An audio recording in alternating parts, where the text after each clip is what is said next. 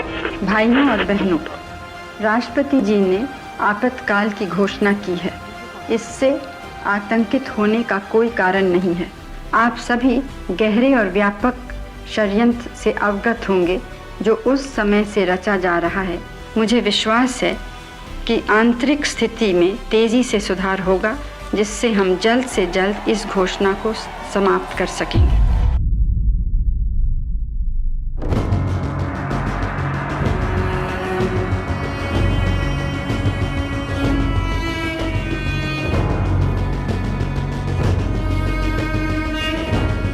ഡൽഹിയിലെ തുർക്ക്മാൻ gate പരിസരത്തേക്ക് police വാഹനങ്ങൾ കൂവി ആർത്തു വന്നു. അസ്വാഭാവികമായിട്ട് എന്തൊക്കെയോ സംഭവിക്കാൻ പോവുകയാണ് എന്ന ആകുലതയിൽ ജനങ്ങൾ വരുന്ന എന്തിനേയും നേരിടാൻ തയ്യാറായി ജാഗരൂകരായി നിന്നു. ഏതാനും നിമിഷങ്ങൾക്കുള്ളിൽ 15-ലധികം ബുൾഡോസറുകളും അവിടെ എത്തുകയുണ്ടായി. അതോടെ സ്ഥിതിഗതികളുടെ വ്യക്തമായ ചിത്രം പ്രദേശവാസികൾക്ക് മനസ്സിലായി. നിങ്ങളെല്ലാവരും ഇവിടെ നിന്ന് ഒഴിഞ്ഞു തരണം. പോലീസ് അന്ത്യശാസനം മുഴക്കി. ഇല്ല, ഞങ്ങൾ പോകില്ല. വീടുകളിൽ നിന്ന് പുറത്തേക്കിറങ്ങി ജനങ്ങൾ ആവേശത്തോടെ വിളിച്ചു പറഞ്ഞു. എന്തും ചെയ്യാൻ തയ്യാറായി പോലീസുകാർ. എന്തു തന്നെ സംഭവിച്ചാലും കീഴടങ്ങാൻ തയ്യാറല്ലെന്ന മട്ടിൽ നാട്ടുകാർ. പിന്നെ അവിടെ സംഭവിച്ചത് എല്ലാ കണക്കുകൂട്ടലുകളെയും തെറ്റിക്കുന്ന കാര്യങ്ങളായിരുന്നു. ബുൾഡോസറുകൾ ആർത്തിയോടെ വീടുകളുടെ നേരെ നീങ്ങി. തങ്ങളുടെ ഒരു ജീവിതകാലത്തെ മുഴുവൻ അധ്വാനവും ഏതാനും നിമിഷങ്ങൾക്കുള്ളിൽ ഇടിഞ്ഞു പൊളിഞ്ഞ് വീഴുന്നതോർത്ത് ജനങ്ങൾ ആർത്ത് നിലവിളിച്ചു. വീടുകൾ തകർക്കുന്നതിനെതിരെ അവർ ബുൾഡോസറുകൾക്ക് മുന്നിൽ നെഞ്ചു വിരിച്ചു നിന്നു. ഞങ്ങളെ കൊന്നിട്ട് ഞങ്ങളുടെ വീട് തകർത്താൽ മതി എന്ന് അലറി വിളിച്ചു. ആ സമയം പോലീസുകാരുടെ തോക്കുകൾ തീ തുപ്പി തുടങ്ങി. തുർക്ക്മാൻ ഗേറ്റ് രക്തത്താൽ ചുവന്നു. നിലവിളികൾ കൊണ്ട് അവിടം നിറഞ്ഞു.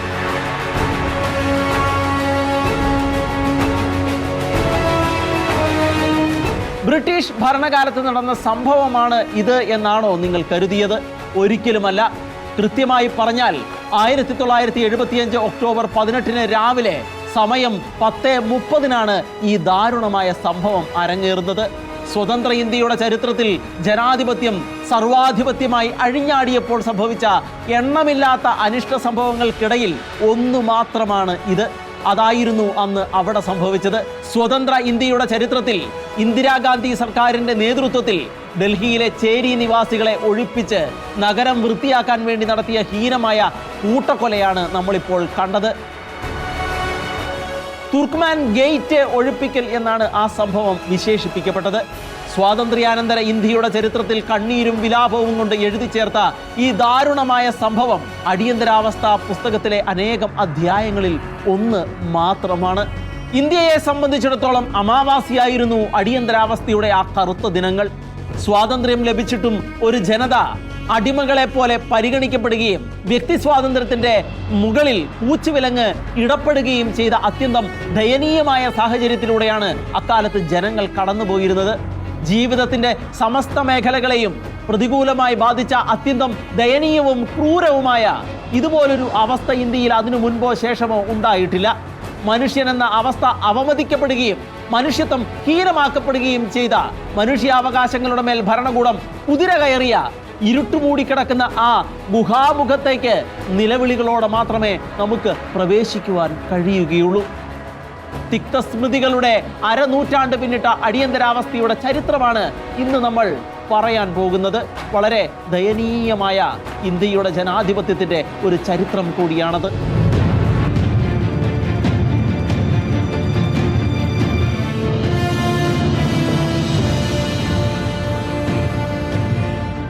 ഒരു രാജ്യത്തിന്റെ ഭരണ സംവിധാനത്തെയോ രാഷ്ട്രീയ സാമൂഹ്യ ക്രമത്തെയോ സമ്പദ്ഘടനയെയോ അട്ടിമറിച്ചേക്കാവുന്ന അവിചാരിതമായി സംഭവിക്കുന്നതും അടിയന്തര പരിഹാരം ആവശ്യമായതുമായ ഘട്ടത്തിൽ ആ രാജ്യത്തെ ഭരണകൂടം രാജ്യത്തെ ഭരണഘടനയിലെ വകുപ്പുകൾ അനുസരിച്ച് ഭരണ സംവിധാനം താൽക്കാലികമായി റദ്ദ് ചെയ്ത് പൗരന്മാരുടെയും ഭരണ സംവിധാനത്തിന്റെയും അവകാശങ്ങളിൽ മാറ്റം വരുത്തി ഇപ്പോഴത്തെ പ്രത്യേക അവസ്ഥയെ നേരിടാൻ രാജ്യത്തെ പ്രാപ്തമാക്കുന്നതാണ് അടിയന്തരാവസ്ഥ എന്ന് പറയുന്നത്. ആഭ്യന്തര കലാപം, പ്രകൃതിക്ഷോഭം, യുദ്ധപ്രഖ്യാപനം തുടങ്ങിയ സാഹചര്യങ്ങളിലാണ് ഒരു രാജ്യത്ത് അടിയന്തരാവസ്ഥ പ്രഖ്യാപിക്കുന്നത്. ഇന്ത്യയിൽ 3 തവണയാണ് അടിയന്തരാവസ്ഥ പ്രഖ്യാപിച്ചിട്ടുള്ളത്. 1962 ഒക്ടോബർ 26-നും 1971 ഡിസംബർ 3-നും ഒടുവിൽ 1975 ജൂൺ 26-നുമാണ് അത്. ചൈനയുടെയും പാകിസ്ഥാന്റെയും ആക്രമണമാണ് ആദ്യത്തെ 2 അടിയന്തരാവസ്ഥകൾക്ക് കാരണമായത് എങ്കിൽ മൂന്നാമത്തേതാകട്ടെ ആഭ്യന്തര കാരണങ്ങളാലാണ് സംഭവിച്ചത്. അലഹാബാദ് ഹൈക്കോടതി അന്നത്തെ പ്രധാനമന്ത്രിയായിരുന്ന ഇന്ദിരാഗാന്ധിയുടെ തെരഞ്ഞെടുപ്പ് അസാധുവാക്കുകയും ജയപ്രകാശ് നാരായണന്റെ നേതൃത്വത്തിൽ രാജ്യവ്യാപകമായി ജനാധിപത്യ പ്രക്ഷോഭം ആരംഭിക്കുകയും ചെയ്ത സാഹചര്യത്തിലാണ് പ്രസിഡന്റ് ഫക്രുദ്ദീൻ അലി അഹമ്മദ് അടിയന്തരാവസ്ഥ പ്രഖ്യാപിച്ചത്. 21 മാസമാണ് അടിയന്തരാവസ്ഥ നീണ്ടു നിന്നത്. ഇത്രയും മാസത്തിനിടയിൽ ഇന്ത്യയിലെ ജനങ്ങൾ സഹിച്ച കൊടും യാതനകളുടെ ഒരു മുഖം മാത്രമാണ് നാം തുടക്കത്തിൽ കണ്ടത്. ഇന്ദിരാഗാന്ധിയുടെ മകൻ സഞ്ജയ് ഗാന്ധിയുടെ പ്രേരണയാലാണ് തുർക്ക്മാൻ ഗേറ്റ് ഒഴിപ്പിക്കൽ നടന്നത് എന്നാണ് പറയപ്പെടുന്നത്. ഡൽഹിയെ ചേരി വിമുക്തമാക്കാനുള്ള ശ്രമത്തിന്റെ ഭാഗമായിരുന്നുവത്രേ ആ ഒഴിപ്പിക്കൽ.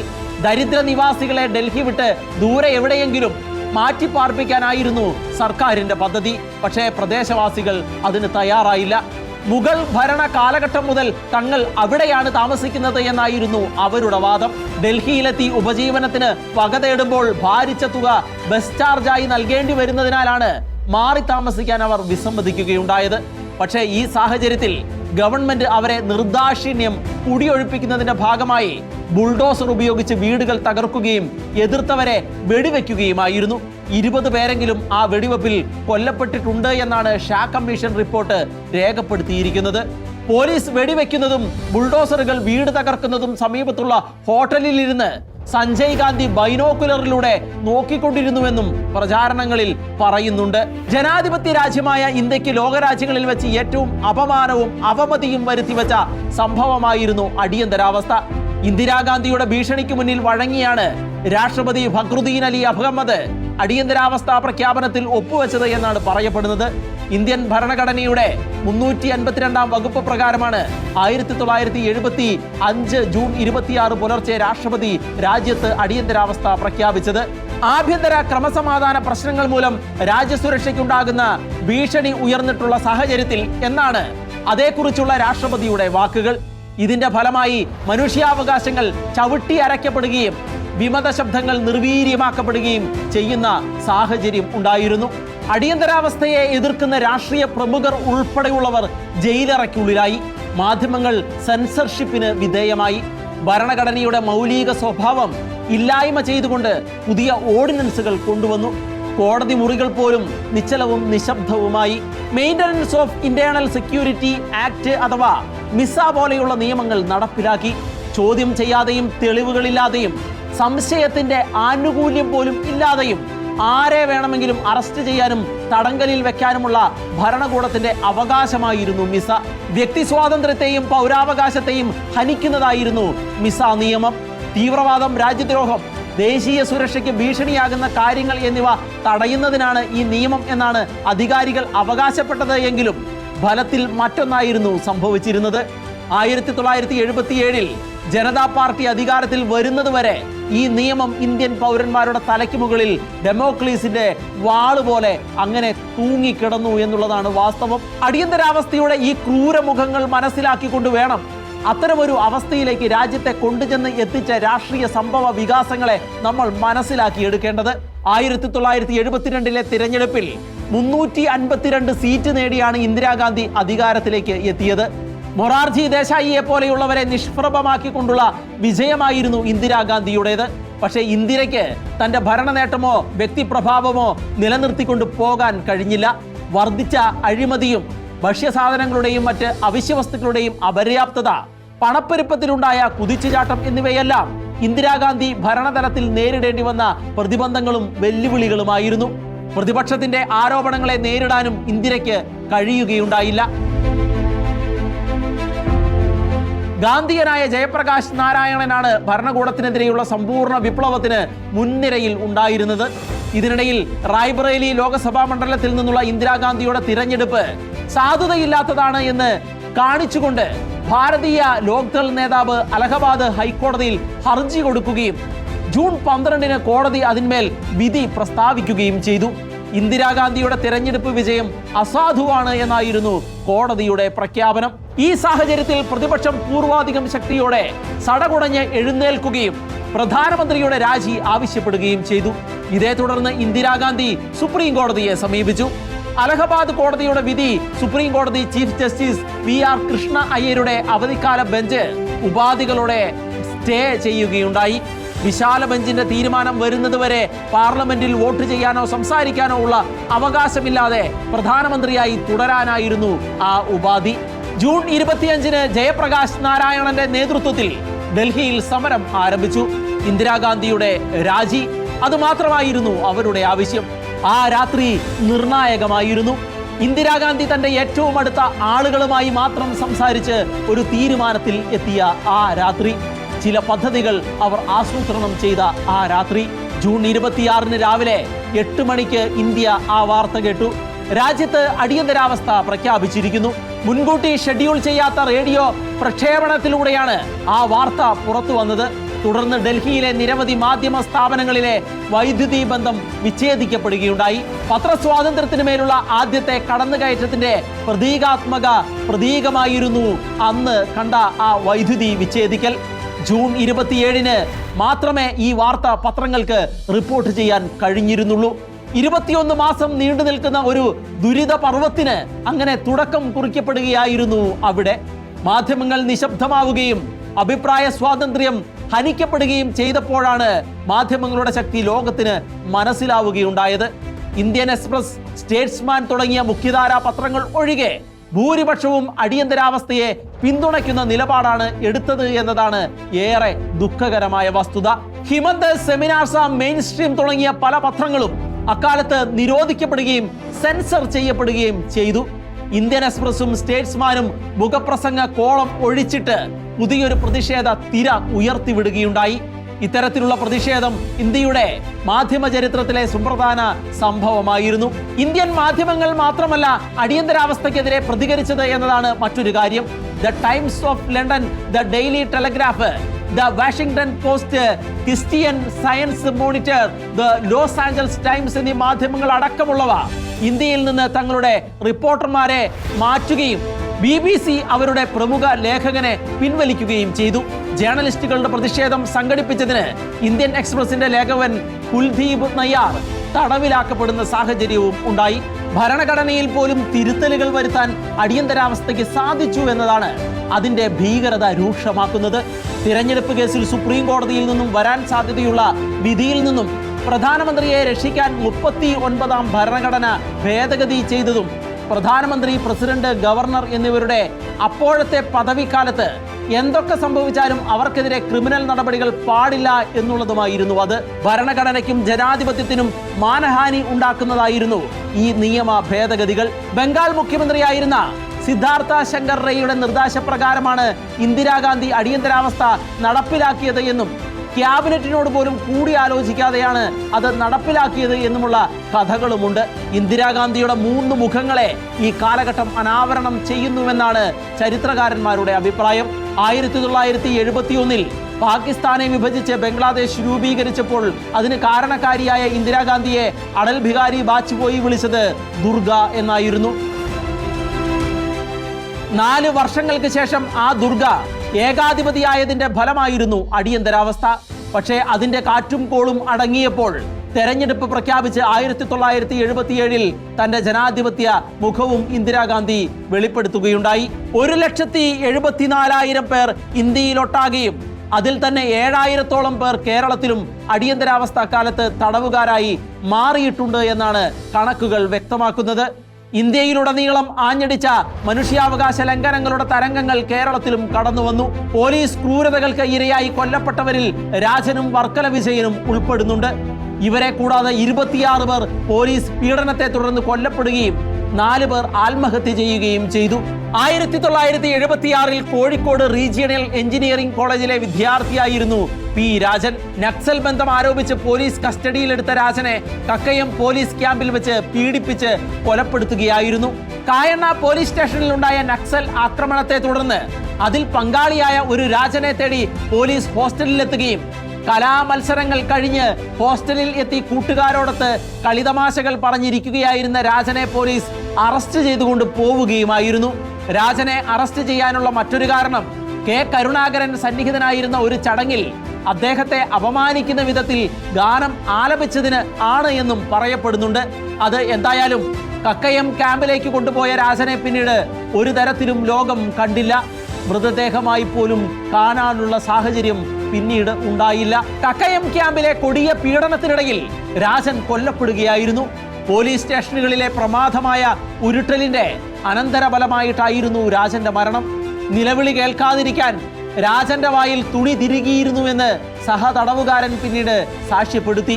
ഉരുട്ടലിനിടയിൽ ജീവഹാനി സംഭവിച്ചുവെന്ന് മനസ്സിലായപ്പോൾ അത് അവസാനിപ്പിക്കുകയായിരുന്നുവെന്നും പിന്നീട് മൃതദേഹം പോലീസ് ജീപ്പിലിട്ട് എങ്ങോട്ടോ കൊണ്ടുപോവുകയായിരുന്നുവെന്നുമാണ് പറയപ്പെടുന്നത്. രാജന്റെ മൃതദേഹം എന്തു ചെയ്തു എന്നതിനെ കുറിച്ച് വ്യത്യസ്തമായ അഭിപ്രായങ്ങളാണുള്ളത്. രാജന്റെ മൃതദേഹം പൊങ്ങി വരാതിരിക്കാൻ വയറ് കീറി പുഴയിലിട്ടു എന്നതാണ് അതിലൊന്ന്. പഞ്ചസാരയിട്ട് പൂർണ്ണമായി കത്തിച്ചു എന്നതാണ് മറ്റൊന്ന്. കുറ്റിയാടിപ്പുഴയിലെ കക്കയം ഡാമിനടുത്ത് ഉരക്കുഴി വെള്ളച്ചാട്ടത്തിന്റെ തൊട്ടടുത്ത് കുഴിച്ചിട്ടു എന്നും പിന്നീട് പുറത്തെടുത്ത് പെട്രോൾ ഒഴിച്ച് കത്തിച്ച് അവശിഷ്ടം ഉരക്കുഴി വെള്ളച്ചാട്ടത്തിൽ എറിഞ്ഞ് തെളിവുകൾ നശിപ്പിച്ചു എന്നും മറ്റൊരു വാദവുമുണ്ട്. മൃതപ്രായനായ രാജനെ കൂത്താട്ടുകുളം മീറ്റ് പ്രൊഡക്ട്സ് ഓഫ് ഇന്ത്യയിൽ കൊണ്ടുവന്നുവെന്നും അവിടെയുള്ള AC റൂമിൽ പൂട്ടിയിട്ട് കൊലപ്പെടുത്തിയെന്നും മൃതദേഹം പുറത്തെടുത്ത് കൊത്തിനുറുക്കിയെന്നും അക്കാലത്തെ പോലീസ് കരാർ ഡ്രൈവർ 2014 നൽകിയ വെളിപ്പെടുത്തലിൽ പറയുന്നുണ്ട്. ഇതിലേതാണ് സത്യമെന്ന് തെളിയിക്കത്തക്ക വിധത്തിലുള്ള ഒരു തെളിവുകളും നമുക്ക് ലഭിച്ചിട്ടില്ല എന്നുള്ളതാണ് വാസ്തവം. അത് എങ്ങനെയായാലും രാജൻ കൊല്ലപ്പെട്ടു എന്ന് മാത്രമേ നമുക്ക് പറയാൻ കഴിയുകയുള്ളൂ. രാജന്റെ മാതാപിതാക്കൾക്ക് ഒരിക്കലും മകന്റെ മൃതശരീരം ഒന്ന് കാണാൻ പോലും കഴിഞ്ഞില്ല എന്നും എന്റെ ഭാര്യ രാധ മരിച്ചപ്പോൾ അവരുടെ അവസാന വാക്കുകൾ എന്റെ മകൻ എപ്പോൾ വരും എന്നായിരുന്നു എന്നാണ് രാജന്റെ അച്ഛൻ ഈച്ചര വാര്യർ എഴുതിയ ഒരച്ഛന്റെ ഓർമ്മക്കുറിപ്പുകളിൽ എഴുതിയിരിക്കുന്നത്. രാജന്റെ തിരോധാനത്തെ സംബന്ധിച്ച് അതുവരെയും കൃത്യമായ വെളിപ്പെടുത്തലുകൾ ഒന്നും ഉണ്ടായിരുന്നില്ല എന്നാണ് ഇക്കാര്യം വ്യക്തമാക്കുന്നത്. അടിയന്തരാവസ്ഥയ്ക്ക് ശേഷം കോടതിയിൽ സമർപ്പിച്ച ആദ്യത്തെ ഹെബിയസ് കോർപ്പസ് ഹർജി ഈച്ചര വാര്യർ സമർപ്പിച്ചത് ആയിരുന്നു. തടങ്കലിൽ ഉണ്ടെന്ന് വിശ്വസിക്കുന്ന ആളെ കോടതിയിൽ ഹാജരാക്കാനുള്ളതാണ് ഈ ഹർജി. 1977 മാർച്ച് 25 ഫയൽ ചെയ്തുവെങ്കിലും രാജന്റെ തിരോധാനത്തിന് കാരണക്കാരായവർക്ക് രാജനെ കോടതിയിൽ ഹാജരാക്കാനോ എന്താണ് സംഭവിച്ചത് എന്ന് വ്യക്തമാക്കാനോ കഴിഞ്ഞില്ല. രാജനെ അറസ്റ്റ് ചെയ്തിട്ടില്ല എന്ന് പറഞ്ഞ അവർക്ക് പിന്നീട് മൊഴി മാറ്റി പറയേണ്ടി വന്നു. കെ കരുണാകരൻ ഈ വിഷയത്തിൽ വ്യത്യസ്തമായ അഭിപ്രായങ്ങളാണ് ഓരോ തവണയും രേഖപ്പെടുത്തിയത്. ഉദ്യോഗസ്ഥർ തന്നെ ഒന്നും അറിയിച്ചില്ലെന്ന് കരുണാകരൻ കോടതിയിൽ നിലപാട് വ്യക്തമാക്കിയപ്പോൾ മുകളിൽ നിന്നുള്ള നിർദ്ദേശപ്രകാരമാണ് എല്ലാം ചെയ്തത് എന്നാണ് പോലീസ് ഉദ്യോഗസ്ഥർ കോടതിയിൽ വെളിപ്പെടുത്തിയത്. മലയാളികളുടെ ഓർമ്മകളിലേക്ക് നിഴലും നിലാവും മഴയുമായി രാജൻ കടന്നു വരുന്നതിന് കാരണങ്ങളിലൊന്ന് ഓർമ്മക്കുറിപ്പുകൾ എന്ന പുസ്തകമാണ്.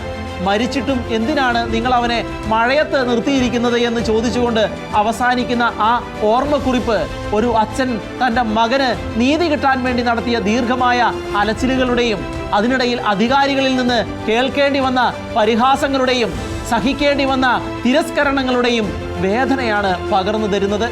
ഈശ്വര വാര്യരുടെ സുഹൃത്തുക്കളായിരുന്നിട്ടും സി അച്യുതമേനോൻ എന്ന മുഖ്യമന്ത്രിയും കെ കരുണാകരൻ എന്ന ആഭ്യന്തരമന്ത്രിയും ആ അച്ഛന് നൽകിയത് കൊടിയ വേദനകൾ മാത്രമായിരുന്നു. പെരുമഴ എന്നിലേക്ക് പെയ്തു വീഴട്ടെ എന്ന് പ്രാർത്ഥിച്ചുകൊണ്ട് അവസാനിക്കുന്ന ആ പുസ്തകം ഹൃദയഭാരത്തോടെയല്ലാതെ ഒരു മനുഷ്യനും വായിച്ചു തീർക്കാൻ കഴിയുകയില്ല. ഈശ്വര വാര്യർ എന്ന അച്ഛൻ്റെ ആത്മസങ്കടങ്ങളുടെയും മകനു വേണ്ടിയുള്ള അദ്ദേഹത്തിൻ്റെ നീണ്ട അന്വേഷണങ്ങളുടെയും പശ്ചാത്തലത്തിൽ രൂപമെടുത്ത ഒരു സിനിമയും അടിയന്തരാവസ്ഥയുടെ അനന്തരഫലമായി നമ്മുടെ മുന്നിലുണ്ട്. അതുകൊണ്ട് ആ സിനിമയെക്കുറിച്ച് കൂടി ഇവിടെ പറയേണ്ടതുണ്ട്.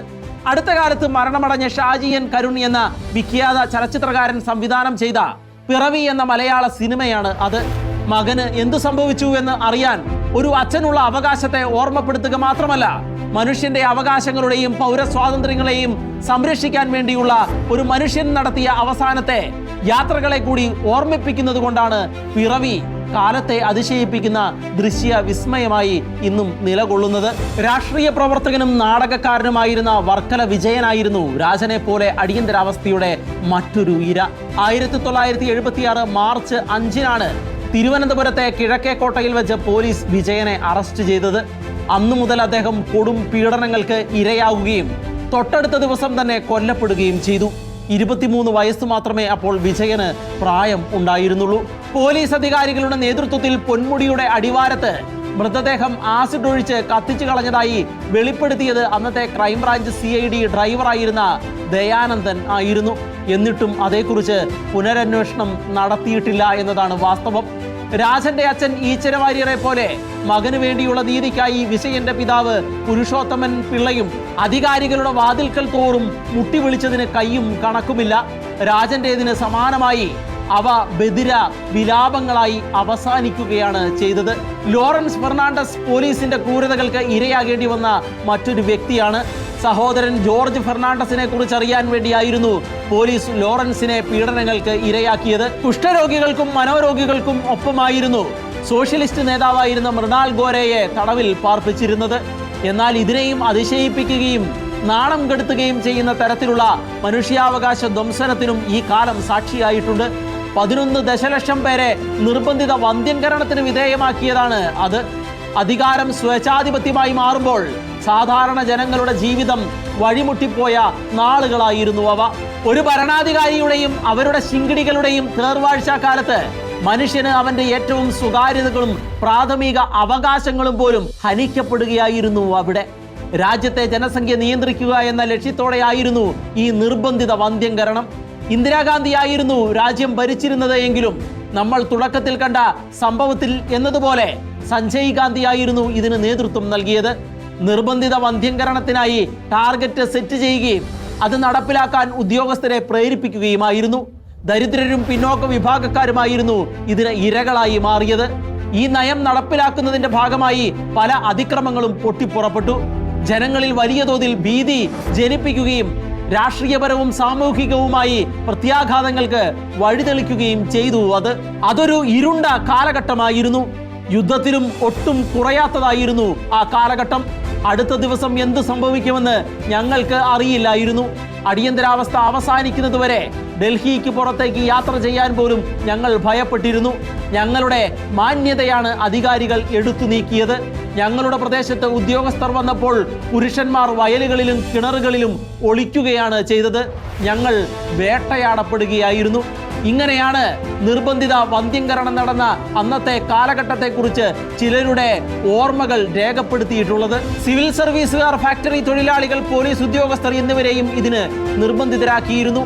വന്ധ്യംകരണം നടത്തിയാൽ മാത്രമേ ജോലി കിട്ടൂ എന്ന അവസ്ഥയ്ക്ക് മുന്നിൽ കുടുംബത്തെയും മക്കളെയും ഓർത്ത് ഗതികേട് കൊണ്ട് ഇതിന് വിധേയരാകേണ്ടി വന്ന അർദ്ധ പട്ടിണിക്കാരായ പുരുഷന്മാരുടെ കണ്ണീര് ചോരയായ മാസങ്ങളായിരുന്നു അത്.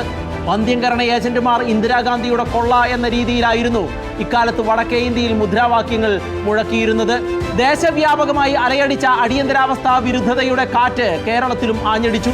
EMSഉം VS അച്യുതാനന്ദനും പോലെയുള്ള ഇടതുപക്ഷ നേതാക്കന്മാരും O രാജഗോപാലും K രാമൻപിള്ളയും പോലെയുള്ള BJP നേതാക്കളും ഉൾപ്പെടെ പതിനായിരങ്ങളാണ് അടിയന്തരാവസ്ഥയ്ക്കെതിരെ സമരകാഹളം മുഴക്കിയത്. അടിയന്തരാവസ്ഥ അറബിക്കടലിൽ എന്ന മുദ്രാവാക്യം പിറവിയെടുത്തത് ഇത്തരമൊരു ചരിത്ര പശ്ചാത്തലത്തിലാണ്. ആകാശത്തോളം മുഷ്ടി ചുരുട്ടി പിടിച്ച ഒരു കൂട്ടം ചെറുപ്പക്കാർ തുറുങ്കിലടച്ച ജനാധിപത്യത്തെ വീണ്ടെടുക്കാൻ വേണ്ടി നടത്തിയ സമരമായിരുന്നു അത്. ഇന്ന് ചരിത്രത്തിന്റെ ഭാഗമായി മാറിയിരിക്കുകയാണ് ഇതെല്ലാം. അടിയന്തരാവസ്ഥ പ്രഖ്യാപിക്കപ്പെടുമ്പോൾ കേരളം ഭരിച്ചിരുന്നത് CPI കോൺഗ്രസ് മുന്നണികളായിരുന്നു. കേരളം കണ്ടതിൽ വെച്ച് ഏറ്റവും മാന്യനായ മുഖ്യമന്ത്രിയെന്ന് ഒരു വിഭാഗം ചരിത്രകാരന്മാർ അഭിപ്രായപ്പെടുന്ന C അച്യുതമേനോനായിരുന്നു മുഖ്യമന്ത്രി. K കരുണാകരൻ ആഭ്യന്തരമന്ത്രിയുമായിരുന്നു. അടിയന്തരാവസ്ഥാ കാലത്ത് പോലീസ് നടത്തിയ തേർവാഴ്ചയ്ക്കും പീഡനങ്ങൾക്കും അതിക്രമങ്ങൾക്കും പിന്നിൽ കരുണാകരനും അദ്ദേഹത്തിന്റെ വിശ്വസ്തരായ പോലീസ് ഉദ്യോഗസ്ഥന്മാർക്കുമുള്ള പങ്ക് നിഷേധിക്കാൻ കഴിയുന്നതല്ല. മുഖ്യമന്ത്രിയെ പോലും അപ്രസക്തനാക്കിക്കൊണ്ട് കരുണാകരന്റെ സർവാധിപത്യമാണ് അന്ന് കേരളത്തിൽ നിലനിന്നിരുന്നത്. ആഭ്യന്തരമന്ത്രിക്ക് മുന്നിൽ ഭയന്നുപോയ മുഖ്യമന്ത്രിക്ക് അപകടകരമായ മൗനം പാലിക്കേണ്ടി വന്ന സാഹചര്യങ്ങളും അക്കാലത്തിന്റെ കറുത്ത കറകളാണ്. അധികാരത്തിന്റെ ഹുങ്കും ധാർഷ്ട്യവും കരുണാകരൻ സകലരോടും പ്രദർശിപ്പിച്ചിരുന്നു. അടിയന്തരാവസ്ഥാ കാലത്തെ കക്കയം ക്യാമ്പും രാജൻ കേസും കരുണാകരനെ അദ്ദേഹത്തിന്റെ മരണത്തിന് ശേഷം ഇപ്പോൾ പോലും പ്രതിക്കൂട്ടിലാക്കുകയും വേട്ടയാടുകയും ചെയ്യുന്നുണ്ട് എന്നുള്ളതാണ് വാസ്തവം. ഏത് ഈശ്വരവാര്യർ എന്ന കരുണാകരന്റെ ധാർഷ്ട്യം നിറഞ്ഞ ആ ചോദ്യം മനുഷ്യ മനസാക്ഷിയുടെ മുകളിൽ ഇന്നും കരിവാരി തേക്കുന്നതാണ്. അടിയന്തരാവസ്ഥയെയും K കരുണാകരനെയും കുറിച്ച് പറയുമ്പോൾ തീർച്ചയായും പരാമർശിക്കേണ്ട ഒരു വ്യക്തിയാണ് ജയറാം പടിക്കൽ. കോളിളക്കമുണ്ടാക്കിയ രാജൻ കേസിൽ രാജന്റെ തിരോധാനത്തിലും മരണത്തിലും ഉയർന്നു വന്ന പേരുകളിൽ ഒന്നാമത്തേത് ജയറാം പടിക്കലിൻ്റെത് ആയിരുന്നു. അടിയന്തരാവസ്ഥയുടെ പേരിൽ അധികാരം ഏറ്റവും അധികം ദുർവിനിയോഗം ചെയ്ത വ്യക്തികളിൽ ഒരാളും ജയറാം പടിക്കലായിരുന്നു. അധികാരം ഏതൊരാളെയും അന്ധനാക്കാം എന്നതിന്റെ ഏറ്റവും മികച്ച ഉദാഹരണമായിരുന്നു ഇദ്ദേഹം. ജയറാം പടിക്കൽ കഴിഞ്ഞാൽ മറ്റൊരാൾ പുലിക്കോടൻ നാരായണനാണ്. നിരവധി ചെറുപ്പക്കാരെ കക്കയം ക്യാമ്പിലും പോലീസ് ലോക്കപ്പുകളിലും കൊണ്ടുപോയി മർദ്ദിച്ച് അവശരാക്കിയതിൻ്റെയും ചിലരൊക്കെ കൊല്ലപ്പെട്ടതിൻ്റെയും മുഖ്യ കാരണഭൂതർ ഇവർ രണ്ടുപേരും ആയിരുന്നു. MBBS പഠിച്ച് IPS-ലെത്തിയ ആളായിരുന്നതിനാൽ ലോക്കപ്പിൽ അടയ്ക്കുന്നവരെ മൃതശരീരങ്ങൾ എന്ന നിലയ്ക്കാണ് ഇയാൾ കണ്ടിരുന്നത് എന്നാണ് ജയറാം പടിക്കലിനെതിരെയുള്ള ഏറ്റവും ശക്തമായ ആരോപണം. അടിയന്തരാവസ്ഥ പിൻവലിക്കപ്പെട്ടപ്പോൾ ജയറാം പടിക്കലിനെ രാജൻ കേസുമായി ബന്ധപ്പെട്ട് സസ്പെൻഡ് ചെയ്യുകയും പിന്നീട് കൊലക്കുറ്റത്തിന് ജയിലിൽ അടയ്ക്കുകയും ചെയ്തു. ഇന്ത്യയുടെ ചരിത്രത്തിൽ ആദ്യമായിട്ടായിരുന്നു ഒരു DIG കൊലക്കുറ്റത്തിന് അറസ്റ്റിലായത് എന്നൊരു പ്രത്യേകത കൂടിയുണ്ട്. പിന്നീട് കോടതി അയാളെ കുറ്റവിമുക്തൻ ആക്കി എന്നതും അനുബന്ധമാണ്. അടിയന്തരാവസ്ഥ അവസാനിച്ചു കഴിഞ്ഞപ്പോൾ 1977 രാജ്യത്ത് പൊതു തിരഞ്ഞെടുപ്പ് നടന്നു. മാർച്ച് 16 മുതൽ 20 വരെയായിരുന്നു ഇലക്ഷൻ. അടിയന്തരാവസ്ഥയ്ക്ക് ജനങ്ങൾ തിരിച്ചടി നൽകി. ഇന്ദിരാഗാന്ധി ഇലക്ഷനിൽ പരാജയപ്പെട്ടു. കോൺഗ്രസിനെതിരെ ശക്തമായ ജനവികാരം അലയടിച്ചു. മൊറാർജി ദേശായി ഇന്ത്യയിലെ ആദ്യത്തെ കോൺഗ്രസ് ഇതര പ്രധാനമന്ത്രിയായി. അടിയന്തരാവസ്ഥ കാലത്തെ ദുരുപയോഗങ്ങൾക്കും കുറ്റകൃത്യങ്ങൾക്കും കാരണക്കാരായവരെയും രാഷ്ട്രീയക്കാരെയും വിചാരണ ചെയ്യാനും ശിക്ഷിക്കാനും ജനതാ ഭരണകൂടം ശ്രമിച്ചുവെങ്കിലും തെളിവുകളുടെ അഭാവത്തിൽ കുറ്റാരോപിതർ ആയവരെല്ലാം വെറുതെ വിട്ടയക്കപ്പെട്ടു. ദുരിതങ്ങളും അപകടങ്ങളും നാശനഷ്ടങ്ങളും മാത്രമേ അടിയന്തരാവസ്ഥ നമുക്ക് സമ്മാനിച്ചിട്ടുള്ളൂ എങ്കിലും അത് നൽകിയ ചില പാഠങ്ങൾ നമ്മൾ മറക്കരുതാത്തതാണ്. ഭരണഘടനയുടെ അടിസ്ഥാന സ്വഭാവം നിലനിർത്തേണ്ട ആവശ്യകത രാജ്യം മനസ്സിലാക്കിയത് അടിയന്തരാവസ്ഥയുടെ രൂക്ഷതയിലൂടെ കടന്നുപോയതിനെ തുടർന്നാണ്. അതുപോലെ തന്നെ പൗരന്മാരുടെ അവകാശങ്ങൾ ഭരണകൂടങ്ങൾ എപ്പോൾ വേണമെങ്കിലും ഹനിക്കാമെന്നും അതിനെ മറികടക്കാൻ പൗരന്മാർ ജാഗരൂകരായിരിക്കണമെന്നുമുള്ള ഓർമ്മപ്പെടുത്തലിനും അടിയന്തരാവസ്ഥ വഴിയൊരുക്കി. സ്വാതന്ത്ര്യം ഹനിക്കപ്പെടുമ്പോഴാണ് അതിന്റെ വില നാം അറിയുന്നത്. ഏതൊരു തരത്തിലുള്ള അഭിപ്രായങ്ങൾക്കും യാതൊരു വിലക്കും ഇല്ലാതെയാണ് നാം ഇപ്പോൾ ജീവിക്കുന്നത്. ഫേസ്ബുക്ക് ലൈവിലൂടെയും മറ്റുമുള്ള അഭിപ്രായ പ്രകടനങ്ങളെക്കുറിച്ച് ഓർക്കുക. അങ്ങനെയുള്ള അവസ്ഥയ്ക്ക് പെട്ടെന്ന് നിയമപ്രകാരവും അധികാര കേന്ദ്രീകൃതവുമായ രീതിയിൽ വിലക്കു വീഴുന്ന ഒരു സാഹചര്യത്തെക്കുറിച്ച് ചിന്തിക്കാൻ കഴിയുമോ? അടിയന്തരാവസ്ഥയിൽ സംഭവിച്ചത് അതാണ്. മനുഷ്യന്റെ വാക്കുകൾക്കും ശബ്ദത്തിനുമുള്ള പ്രാധാന്യം മനസ്സിലാക്കുവാനും ഈ കാലഘട്ടം സഹായിച്ചു. അതെ, അടിയന്തരാവസ്ഥ ഒരു പാഠമാണ്, ഒരു തിരുത്താണ്. ഇനി ഒരിക്കലും അതുപോലെയൊന്ന് സംഭവിക്കരുതേ എന്ന പ്രാർത്ഥനയാണ്. കാലമേ നീ മനുഷ്യകുലത്തോട് ചെയ്തത് എന്ത്? ചരിത്രമേ നീ ഇത്ര ഇരുണ്ടുപോയതെന്ത്? അധികാരമേ നീ ഇത്ര ഉന്മത്ത ആയത് എന്ത്? ഒരു തലമുറ അനുഭവിച്ച കൊടും യാതനകൾക്ക് മുന്നിൽ, അടിയന്തരാവസ്ഥക്കാലത്ത് പലതരത്തിൽ ജീവിതം നഷ്ടപ്പെട്ടവരുടെ ഓർമ്മകൾക്ക് മുന്നിൽ, കാലം കടന്നുപോയിട്ടും ചോര ഇറ്റുന്ന ആ മുറിവുകൾക്ക് മുന്നിൽ ഒരു കണ്ണുനീർ തുള്ളിയെ ചേർത്ത് വയ്ക്കുകയാണ്.